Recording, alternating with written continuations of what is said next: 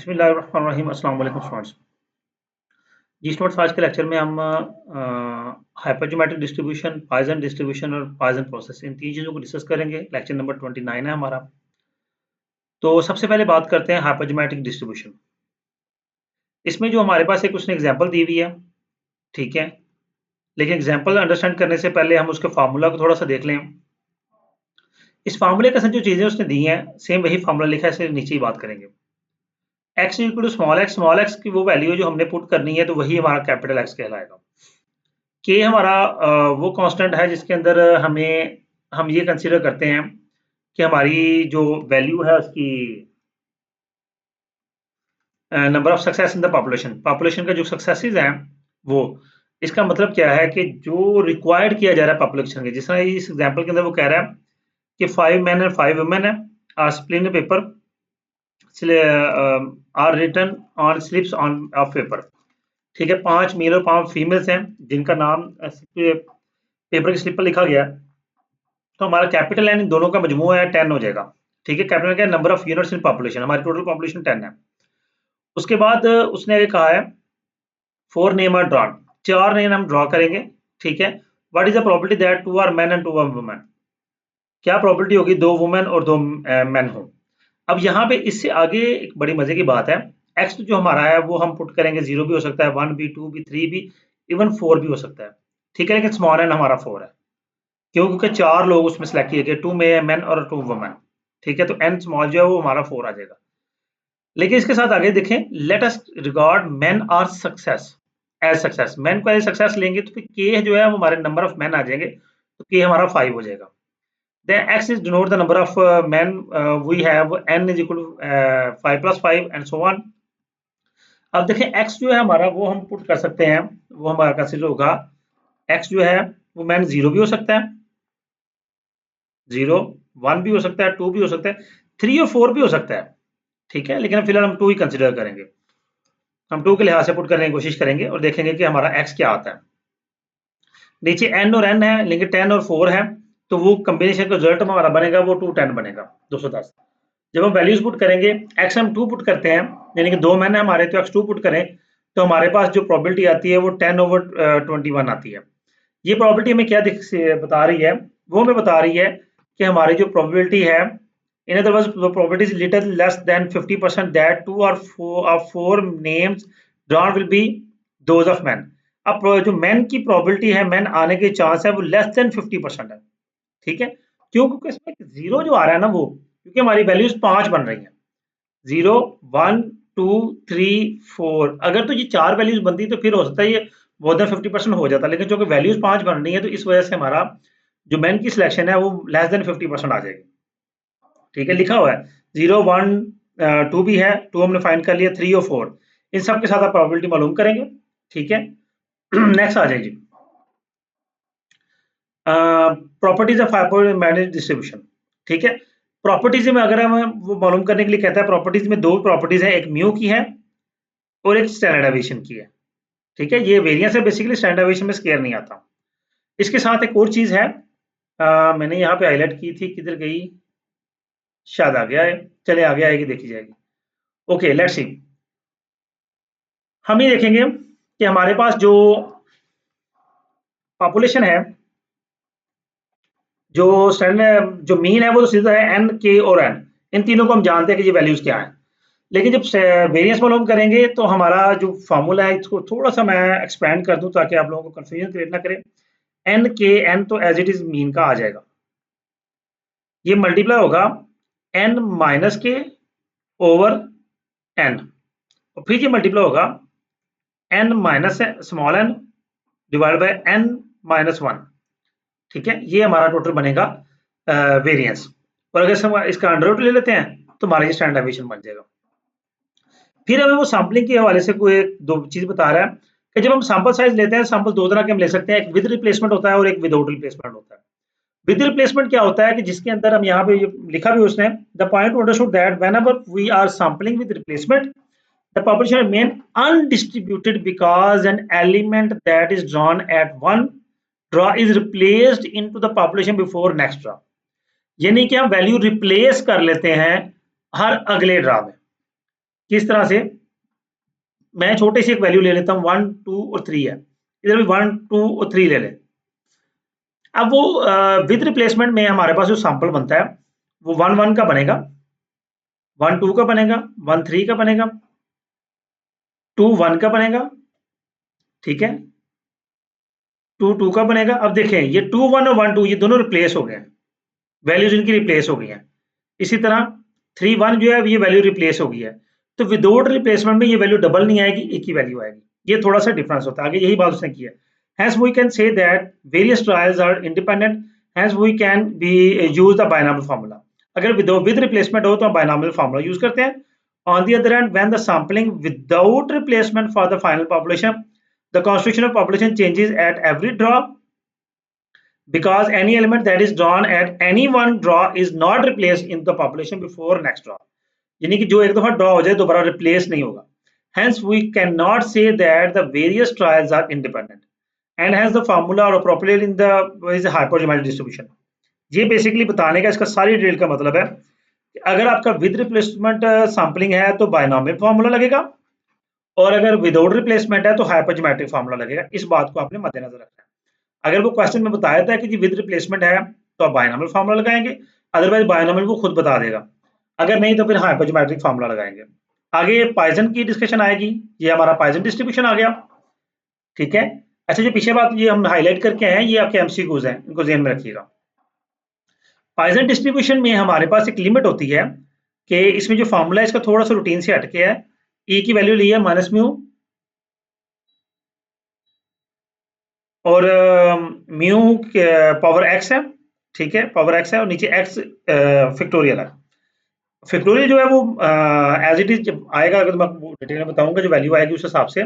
Factorial वही basically होता है जिससे हम कॉम्बिनेशन पीछे पढ़ के आए थे कि अगर एक्स की वैल्यू 3 है, एक्स फैक्टोरियल का मतलब है 3 मल्टीप्लाई बाय 2 मल्टीप्लाई बाय 1, इस तरह अप टू 1 हमने पहुंचना मल्टीप्लिकेशन करते हुए। ई जो है ये कांस्टेंट वैल्यू होती है, लिखी हुई है 2.71 अब जो हमारा ये पॉइसन के, हाँ ये मैं बात कर रहा था, ये पॉइसन में था। Poisson distribution only one parameter mu is greater then 0। ये जो बात है कि पॉइसन डिस्ट्रीब्यूशन का सिर्फ एक पैरामीटर होता है और बायनॉमियल डिस्ट्रीब्यूशन के दो पैरामीटर्स होते हैं। ये भी ध्यान में रखना, ये भी एमसीक्यू है, बायनॉमियल डिस्ट्रीब्यूशन के दो पैरामीटर्स होते हैं। अब आगे हमारे पास है एक और चीज है कि पॉइसन डिस्ट्रीब्यूशन में जो म्यू होता है वो नॉर्मली स्टैंडर्ड डेविएशन के इक्वल होता है। अक्सर का ऐसा नहीं होता लेकिन कभी कभार ऐसा हो जाता है। इनके फॉर्मूलाज लिखते हैं। ये जो हमारे पास फॉर्मूला है, अच्छा ये लिमिट वगैरह इससे अप्लाई हुई है, फॉर्मूला सिंपल करते हैं जी। P X is equal to X is equal to exponent, E जो है एक्सपोनेंट कहलाता है म्यू और फिर म्यू की power x over x factorial, ये हमारा फार्मूला है। नीचे आ जाएंगे, हम एग्जांपल लेते हैं। 200 passengers were made observatory reservation for airplane flight. 200 passengers ने एयरप्लेन फ्लाइट की रिजर्वेशन कराई। If the probability that passenger who has reservation will not show up 0.01, ये हमारा पी है, ठीक है। What is the probability that exactly 3 will not shown up. हाँ जी, अब 3 की यानी कि एक्स उसने 3 कह दिया, इसकी प्रोबेबिलिटी 3 की प्रोबेबिलिटी हमने फाइंड करनी है। ये हमें उसने पी दे दिया है, ये हमें उसने एन दे दिया है। तो सबसे पहले तो हम इसमें म्यू फाइंड करेंगे। म्यू का फार्मूला क्या है जी? म्यू फाइंड करने के लिए हमारे पास होगा n multiply by p. N 200 है, पी जो है 0.01 है, तो आंसर आ जाएगा 1। ओके हो गया। नेक्स्ट चलेंगे, ये उसने फाइंड भी किया, सॉरी, दैट्स इट। अब ई की वैल्यू तो हमें गिवन होती है, ठीक है। म्यू 2 हमारे पास आ गया, तो म्यू -2 और नीचे म्यू 2 पावर 3 आ जाएगा, नीचे 3 का फैक्टोरियल आ जाएगा, तो आंसर आपके पास 0.1804 आ गया। ई कैसे फाइंड होगा? ई की वैल्यू अभी हम पढ़ के आए हैं, क्या वैल्यू थी? 2.71828, 2.718 हम यहाँ तक लिखते हैं, इसकी पावर आ जाएगी -2। अब कैलकुलेटर पे इसी तरह पावर जब लिखेंगे आप तो -2 इस तरह नहीं लिखेंगे आप, इसको कैलकुलेटर पे लिखने के लिए 2.718 और ये आप सिंबल लगाते हैं पावर के लिए, या एक्स वाई की होगी, एक्स की पावर वाई, ये सिंपल होता है, कैलकुलेटर वेरी करते हैं। फिर ब्रैकेट देंगे, -2 लिखेंगे और इक्वल प्रेस कर देंगे, ठीक है, आपका सोल्यूशन आपको मिल जाएगा। नेक्स्ट आ जाएंगे, e की पावर -2 इज इक्वल टू 1/2.71 की पावर 2 आ गया, 0.1353 आ गया। नेक्स्ट हमारे पास आता है जी power process, Poisson process. Poisson process में थोड़ी सी चेंजिंग आती है, जो हमारा म्यू है, म्यू की जगह हमारे पास ये लैम्डा का साइन है और टाइम आ जाता है। लैम्डा बेसिकली कहते हैं क्या नाम उसका, ये बेसिकली लेंथ को यूज करते हैं, या यहाँ पे हम यूज करेंगे नंबर ऑफ वैल्यूज को, और टी होगा टाइम। नीचे आते हैं, देखें जी, लैम्डा है average number of occurrence of outcome of interest per unit of time. जी, एवरेज नंबर ऑफ अकरेंस, तो नंबर ऑफ वैल्यूज होगी ना, जो वैल्यूज अकर होंगी वो हमारा लैम्डा कहलाएगा। नीचे टी है जी number of times units under consideration, और एक्स नंबर ऑफ अकरेंसेस। ठीक है, lambda average number of occurrences है और एक्स जो है वो नंबर ऑफ अकरेंसेस है, सीधा सीधा। अब नीचे एग्जांपल में आ जाएं, a telephone call are being placed through a certain exchange at random time on the average 4 per minute। Average 4 पर मिनट ये हमारा आ गया लैम्डा, पर मिनट है ना, तो ये 4 लैम्डा आ गया हमारा। उसके बाद उसने कहा जी इंटरवल जो 15 सेकंड है, तो टाइम जो कि हमें मिनट्स में लेना है, इसने लिखा होगा यहीं कहीं, ये देखिए टाइम उसने 1/4 लिख दिया, क्यों कि इसको मिनट्स में कन्वर्ट करना है, तो ये 1/4 आ जाएगा। लैम्डा उसने 4 लिया हुआ। देन आगे वो हमें क्या कह रहा है कि x की वैल्यू हमें निकालनी है, तो देर आर 3 और मोर कॉल्स, x हमारा क्या हो जाएगा 3 हो जाएगा, x इज ग्रेटर देन और इक्वल टू 3 है, 3 और मोर कॉल्स वो कह रहा है। तो हम क्या करेंगे, हम इसकी प्रोबेबिलिटी इस तरह से फाइंड करेंगे कि हमें 3 से ग्रेटर सारी वैल्यूज लेनी है। तो हम क्या लिखेंगे कि probability of x is greater than 3 equal आ जाएगा 1 minus probability x of x less than 3। Okay हो गया। अब ये जो लेस देन 3 है ना, ये 3 जाहिर सी बात है 0 भी होगा, 1 भी होगा, 2 भी होगा। ठीक है, ये 3 वैल्यूज आएंगी। तीनों वैल्यूज के साथ हम प्रोबेबिलिटी जब कैलकुलेट करेंगे तो ये कुछ इस तरह से बनेगी। यहाँ पे उसने बिल्कुल शॉर्टकट लिख दिया है, मैं इसको थोड़ा सा आपको डिटेल में लिख के बताता हूँ। 1 माइनस हम लिखेंगे ई की पावर माइनस लैम्डा 4 है 1/4, तो ये 1 ही आ जाना है। जी, हम इसको यहाँ पे सॉल्व कर लेते हैं। लैम्डा इंटू टी इक्वल आ जाएगा 4 मल्टीप्लाई बाय 1/4 इक्वल टू 1 आ गया। तो ये हमारा 1 है, तो ये -1 आ गया, और 1 की पावर x 0 पुट कर लेंगे, डिवाइड बाय 0 का फैक्टोरियल, प्लस e -1, 1 की पावर 1 आ जाएगी over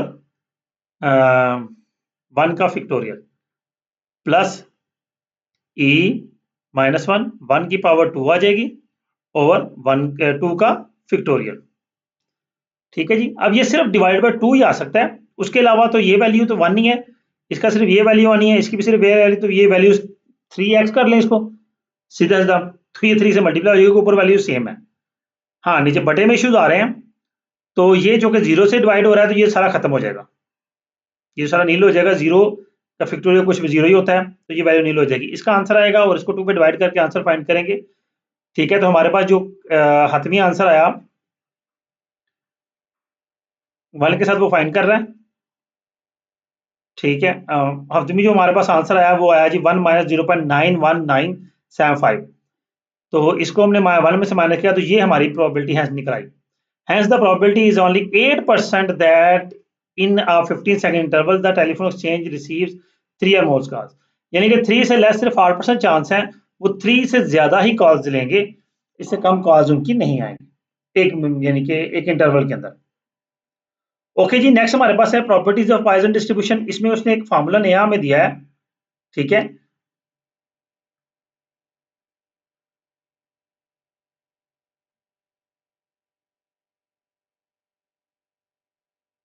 n is greater than 20, p is less than 0.05, इसको छोड़े जी। फार्मूला वही a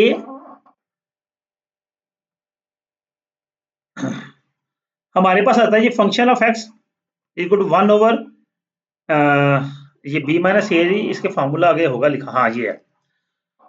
वो कहता है